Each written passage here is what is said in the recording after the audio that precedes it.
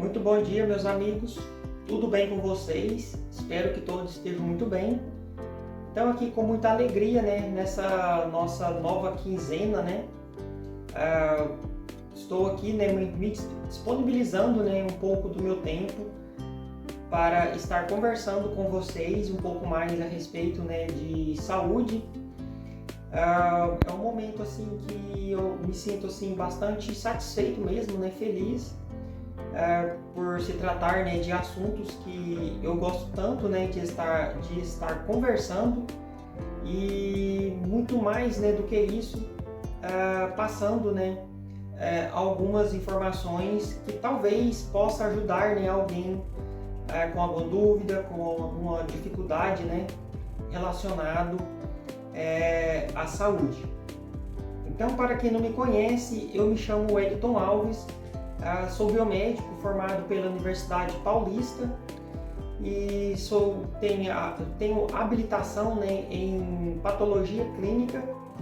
Então estou aqui nessa oportunidade, hoje é uma sexta-feira, dia 2 de junho de 2023. Então estou aqui para conversar com você um pouco mais a respeito de saúde e quero falar com você hoje a respeito de Chagas. Então é um assunto assim que não sei, mas me parece que é um assunto pouco falado, E então, já quero pedir para que você fica comigo aqui até o final desse vídeo, Caso você seja novo por aqui e goste desse tipo de conteúdo, já se inscreva aqui no canal, ativa os sininhos de notificações para que o YouTube possa te avisar todas as vezes que eu fizer a postagem de um vídeo novo aqui no canal.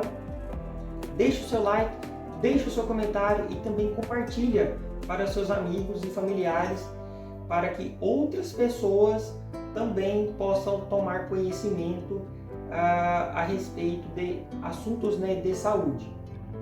Então, quero deixar meus agradecimentos a todos os que já são inscritos, Digo que é uma honra, tê-los aqui comigo neste canal. Sem vocês, nada disso aqui com certeza não existiria. Então, nessa oportunidade de hoje, eu quero falar com você a respeito de Chagas. Vou falar com você a respeito de transmissão da doença de Chagas para os seres humanos. Lembrando que o Chagas ele não é somente em seres humanos, também temos nos animais, mas o foco que será nos seres humanos. Vou falar para vocês o que acontece, as alterações na fisiologia humana, após a contaminação do Chagas. No caso do Trypanosoma cruzi, vou falar com vocês a respeito com detalhes mais adiante. E também vou deixar aqui 3 tipos de exames para a detecção dessa patologia. Então, após a vinheta, daremos início ao nosso conteúdo de hoje. Então, vem comigo.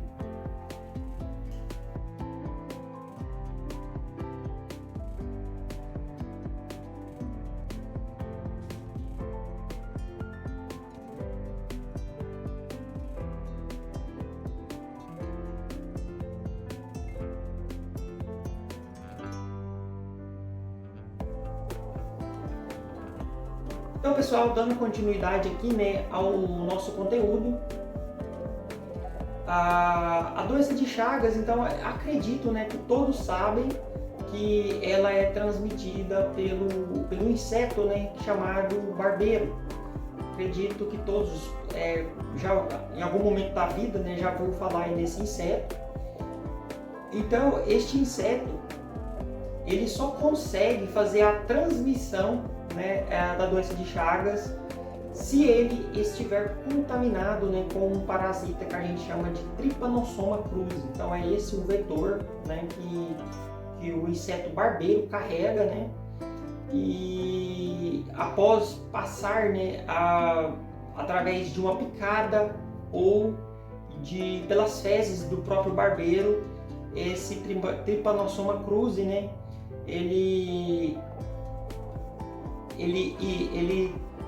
no caso da picada, né, ele mata ali, né, onde foi feita a picada, o Trypanosoma cruzi, ele faz a eliminação, né, dos macrófagos e ganha vantagem, então ele consegue entrar no organismo. Então vale lembrar, né, como falar para vocês, né, um pouco aonde vivem, né, esses insetos, né? Então, assim, em tempos passados, né, existiam muitas casas, né, que eram feitas de pau a pique. Então, as pessoas, né, de mais idade sabem do que estou falando. Então, os insetos, eles acabavam, né, fazendo moradias nas paredes, né, dessas casas. Então, após, né, aí a evolução, né, já deixou, né, de ter essas casas de pau a pique, então veio aí as casas de alvenaria, né, mas mesmo assim diminuiu um pouco, né, da incidência desses insetos, né, nas residências, mas ainda existem, assim, com muito menos, né, muito menos quantidade, vamos dizer assim, pelo fato da FUNASA, né, mais um tempo atrás, é chamada de SUCAM também, né, hoje a FUNASA, eles, pelo menos assim, na zona rural, eles tinham, né, acho que não tem mais esse hábito, mas muito antigamente tinha, né, a SUCAM. De tempos em tempos eles faziam, né, visitas, né, nas residências de zona rural à procura desses insetos. Então os agentes ali, né, entravam dentro das casas e saíam olhando debaixo da cama, atrás do guarda-roupa, à procura, né, com a lanterna, à procura desses insetos. Então o que acontece? O inseto, ele sempre procura fazer a picada, né, na pessoa em um local que a pele é mais fina. Então ele faz a picada normalmente, né, assim, abaixo dos olhos, onde a pele é mais fininha, assim, né, atrás do braço também, no antebraço, né, onde a pele é mais fina. Então ele vai ali, né, claramente, né, à noite, faz a picada, né, ali no indivíduo. Então, ao mesmo tempo que ele pica, que ele suga o sangue, né, que ele enche o abdômen, ao mesmo tempo ele defeca ali na superfície, né, da pele. Ainda ali chupando, né, ele defeca ali naquele local. Então, após a picada, né, o indivíduo ele sente uma coceira, né, um prurido ali naquele local, e ele acaba coçando, né, passando a unha ali. Então o que acontece? O barbeiro ele fez duas coisas. Ele fez uma pequena ferida, né, ali onde ele chupou, e também defecou. Então aquela pequena ferida, ao chupar, né, ficou ali aberta, exposta, né? Então, quando o indivíduo passa a unha, ele carrega, né, as fezes deste inseto para dentro da ferida onde o barbeiro picou. Então, as fezes, né, que carrega, né, o parasita Trypanosoma cruzi. Então, a pessoa carrega as fezes para dentro, ali, né, para dentro, né, ali daquela ferida. E o Trypanosoma cruzi, ele se instala ali naquele, né, ali dentro daquela ferida, e ali naquele local, né, como em todo o tecido corporal, temos aí a presença, né, dos macrófagos, né, que são células da nossa imunidade, né, células de defesa. Então o Trypanosoma cruzi, ele destrói, né, esses macrófagos, ele acaba eliminando aqueles macrófagos ali, e o corpo, então, ele fica exposto àquilo, ele não tem mais vamos dizer, soldados, né, para combater aquele invasor. E aquele Trypanosoma cruzi, ele já, né, ele vai transformar, né, em Amastigota metacíclico, né? Então, ele vai ganhando vantagem até atingir a corrente sanguínea. Então, como mencionei, né, as casas aí de pau a pique e tudo mais, hoje praticamente não tem mais esses problemas. Só que no Brasil existe dois grandes problemas a respeito de contaminação, né, por Trypanosoma cruzi, né, através do barbeiro.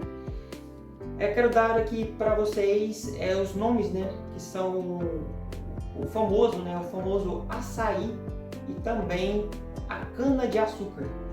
O barbeiro, ele usa a árvore do açaí para sua morada e também ele usa a cana-de-açúcar, né, ali entre as palhas, né? Quem conhece aí uma árvore, né, um pé de cana-de-açúcar, ele sabe, né? Ele tem aquela casca toda por fora e o barbeiro ele esconde ali. Então, o que acontece? No Brasil é muito comum, né, a gente ver, né, casas, né, que oferecem o açaí em polpa, né, que inclusive é muito saboroso e uma vitamina, né, aí muito utilizada, né, pelas pessoas, inclusive pessoas, né, que praticam atividade física gostam muito de usar dessas polpas de açaí, né? E acredito que todos sabem, né, o que é o açaí vendido em um pote, né? Assim. Então o que acontece? Existe uma norma, né, da vigilância sanitária que estabelece, né, um protocolo para que as indústrias, né, que preparam essas polpas possam estar utilizando esses protocolos para posterior eliminação, né, de uma possível contaminação do barbeiro nessas polpas de açaí. Só que a gente sabe que existe algumas empresas, né, que talvez não devidamente regulamentadas, né, que burla esses protocolos de desinfecção, né, desses alimentos e acaba passando, né, adiante um alimento contaminado. Então, hoje no Brasil existe muito caso, né, de contaminação por Trypanosoma cruzi através das polpas de açaí. Então, isso é um grande problema, né? E também pela cana-de-açúcar, né? Então aí quem gosta de tomar a tão saborosa, né, garapa, por exemplo, está correndo o risco, né, de ser contaminados por o Trypanosoma cruzi, que é o vetor que o barbeiro carrega. Não somente, né, através de uma picada, porque o inseto ficou morando ali, né, em um local sujo, por exemplo. Não, também temos as contaminações, né, pelos alimentos, porque acaba, né, os alimentos acabam sendo contaminados pelas fezes do inseto. Então, após a ingestão, acontece como se fosse uma picada do barbeiro. Então, o que acontece também, que eu acho bastante interessante mencionar com vocês, após a picada, né, do barbeiro, o indivíduo ele pode levar até 30 anos para manifestar, né, os primeiros sintomas da doença de Chagas. Então, esse é um ponto assim, bastante interessante. Então, suponhamos, né, que o indivíduo entrou em contato com o Trypanosoma cruzi hoje, daqui 30 anos, né, ele vai desenvolver os primeiros sintomas. Então, é impossível, né, daqui 30 anos, aquela pessoa, ele recordar, né, daquela polpa de açaí, por exemplo, que ele utilizou nesse dia de hoje. Então, quais são as alterações, né, que essa doença de Chagas ela causa na nossa anatomia, né, na nossa fisiologia? Acredito que muitos não sabem, né, mas a doença de Chagas ela pode se desenvolver em 3 sítios anatômicos diferentes. Normalmente as pessoas conhecem, né, a doença de Chagas no coração, porém ela pode ser desenvolvida no coração, no esôfago e também no cólon, que é no intestino grosso. E algumas pessoas têm a infelicidade, né, de desenvolver a doença de Chagas nesses 3 sítios anatômicos ao mesmo tempo. Normalmente o que a gente vê falar é no coração, né?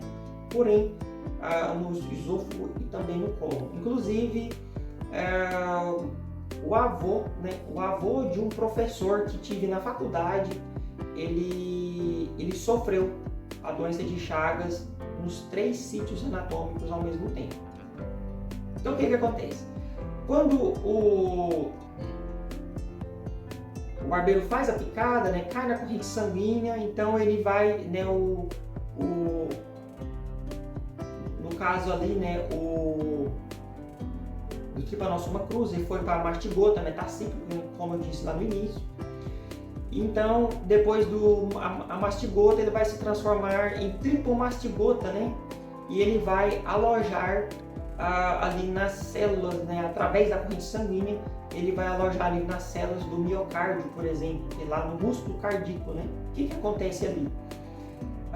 Aquelas células, né, do miocárdio, ela vai sofrer uma hipertrofia, né? O que é uma hipertrofia?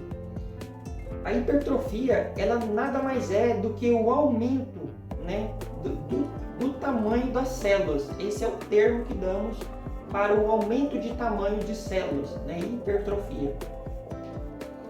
Então, as células elas vão aumentar em tamanho, não em quantidade, mas em tamanho, e aquele músculo cardíaco ele vai ficar, né, maior, vai se tornar um coração maior, e por consequência as câmaras, né, internas do coração, né, que no caso os átrios e os ventrículos, eles vão ficar mais alargados, né, e eles vão perder, né, as suas funções de diástole e sístole. Então a hipertrofia ela leva a isso, e também no coração o Trypanosoma cruzi, né, ele tem a capacidade também de fazer o bloqueio dos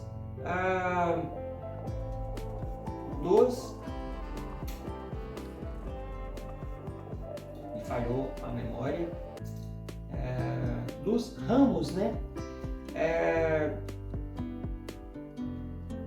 Ele vai fazer o bloqueio, né, o Trypanosoma cruzi, das fibras de Purkinje, né? Esse é o nome que eu tenho mais aqui em mente. Porém, é conhecido também por outro nome, mas vou falar para vocês aqui sobre as fibras de Purkinje. Ele faz o bloqueio dessas fibras de Purkinje, e isso vai impedir, né,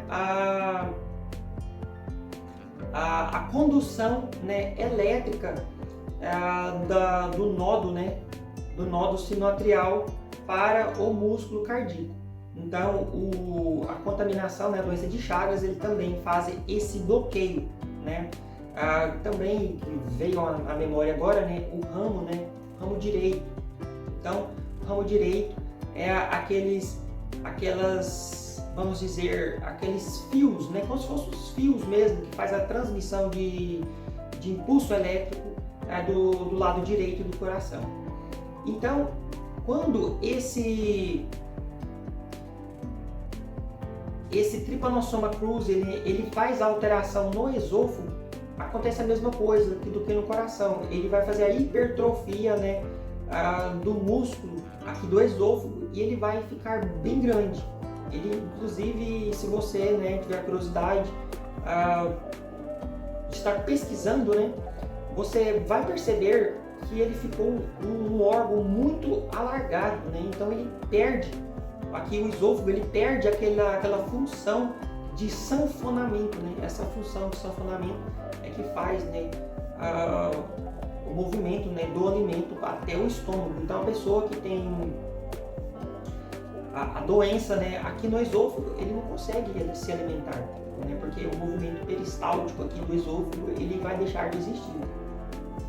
E a mesma forma acontece também no cólon, né? O cólon, o intestino grosso, ele vai ficar muito grande, né? E ele também vai perder, né, aquela função do movimento de massa, né, que a gente conhece, movimento de massa ou as trações, por exemplo, né? Também movimento peristáltico. São os 3 nomes dados para o movimento intestinal. O cólon, que é afetado por Chagas, ele não tem, né, mais esse movimento peristáltico, que é o movimento das fezes até o ânus. Então, assim, é uma condição assim bastante sofrida mesmo, né, para o indivíduo. Então, temos 3 exames, né? Eu vou dar os 3 principais exames, né, que a gente pode, né, estar identificando o parasita, né, no organismo desse indivíduo, que é o exame de microscopia óptica, né, que é feito por esfregaço sanguíneo. Então, ele pode ser feito com esfregaço mais fino e também com esfregaço mais espesso. E temos também o teste, né, de sorologia, que esse teste de sorologia ele já é diferente, né, da microscopia óptica. Então, na microscopia óptica a gente coloca o material, né, no caso o sangue, uma lâmina, e através do microscópio a gente consegue, né, focar ali e visualizar os parasitas naquela lâmina do esfregaço sanguíneo. Então, já a sorologia ele é feito por uma reação química, né, através de uma amostra de sangue. E temos também os testes baseados na reação em cadeia, né, da polimerase. Então, esse é o terceiro teste para detecção, né, da doença de Chagas no indivíduo. Então, pessoal, esse foi o vídeo, né, que eu queria estar deixando aqui para você. Espero que eu consegui, né, explicar para você como que é as alterações, né, causadas pela doença de Chagas na nossa fisiologia. Espero que você tenha gostado. Caso não entendeu alguma coisa, ficou alguma dúvida, né, pode deixar aqui nos comentários. E meu muito obrigado por ter me assistido até aqui. Fiquem todos com Deus e até a nossa próxima quinzena.